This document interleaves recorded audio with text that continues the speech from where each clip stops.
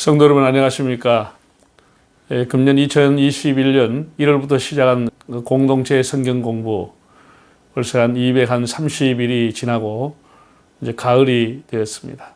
오늘은 다니엘서에 나오는 말씀의 개관을 드리겠습니다. 다니엘이라고 하는 사람의 이름을 가지고 성경책 건리되었는데 다니엘의 이름의 뜻은 하나님은 나의 심판자라 그런 뜻을 갖고 있습니다.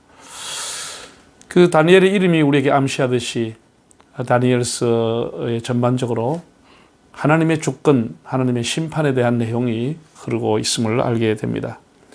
다니엘은 주전 605년에 바벨론의 느부갓네살 왕이 예루살렘을 1, 2, 3차에 침공하는데 1차에 침공할 때 주전 605년에 포로로 잡혀갔습니다.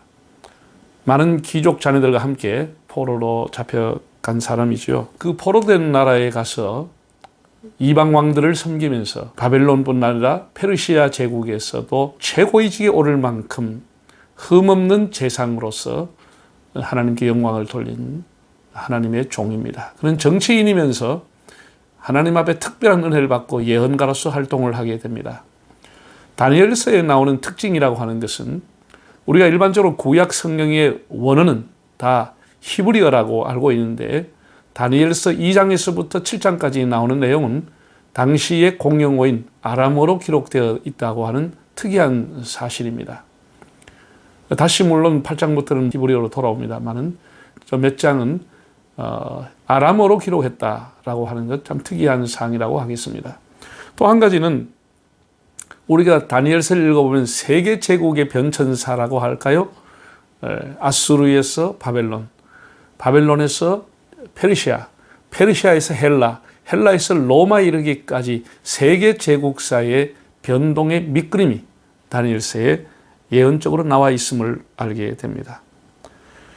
다니엘은 유대 왕국에 패망하는 것을 보게 되고 또한 포로로 잡혀가서 자기가 이제 높은 신분에 오르지만은 결국 그 바벨론도 패망하게 되고 그리고 페르시아의 고레스라고 하는 왕이 해방령을 내리기 직전에 과도기적인 왕이 다리오라고 하는 왕이 있었습니다. 그리고 바벨론 패망과 페르시아 제국이 서기까지 그 얼마 동안에 고레스의 장인이었던 다리오라고 하는 사람이 왕이 있을 때도 최고위직에 있었던 사람입니다. 참 이방 나라에 가서도 하나님을 잘 섬길 뿐 아니라 세상의 왕들과 그 속에서도 자기에 주어진 사명을 다하고 참 성실의 표상이었던 능력자의 표상이었던 다니엘의 삶을 보게 됩니다. 다니엘은 크게 두 부분으로 나뉘는데요. 1장에서 6장까지는 개인적인 신앙을 바탕으로 하는 결단과 신앙의 체험에 의해서 나타난 유일신 하나님이라고 하는 능력의 하나님이라고 하는 것을 선포하게 되고 7장에서 12장까지는 묵시문학이라고 소위 일컫는 종말에 관한 내용이 나와 있습니다. 다니엘서의 전체의 주제는 하나님의 주권, 하나님의 심판 이렇게 볼 수 있습니다. 다니엘의 세 친구들이 풀무불소에 들어가거나 다니엘 자신이 사자굴에 던져진 일들 그리고 막강한 제국의 왕이었던 느부갓네살 왕이 폐위되고 산으로 쫓겨난 것과 이후에 복권되는 모든 과정들 속에서 하나님의 절대 주권을 하나님은 나타내시고 계십니다. 그리고 벨사살이라는 왕이 예루살렘 성전에서 뺏어서 왔던 기명의 술을 마시고 잔치를 할 때 하나님이 성전의 기구를 함부로 다루었던 벨사살 왕을 심판하시게 되는 하나님의 주권을 보게 됩니다.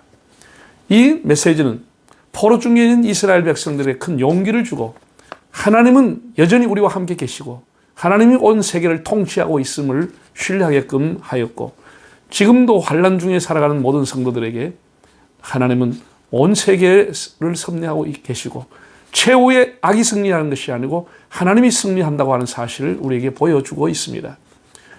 구약에 다니엘이 있었다고 하면 신약에는 계시록이 있는 것이죠. 시작과 끝 모든 것의 승리는 하나님의 손에 있다고 하는 것을 이 묵시 문화를 통해서 여실하게 보여주고 있습니다.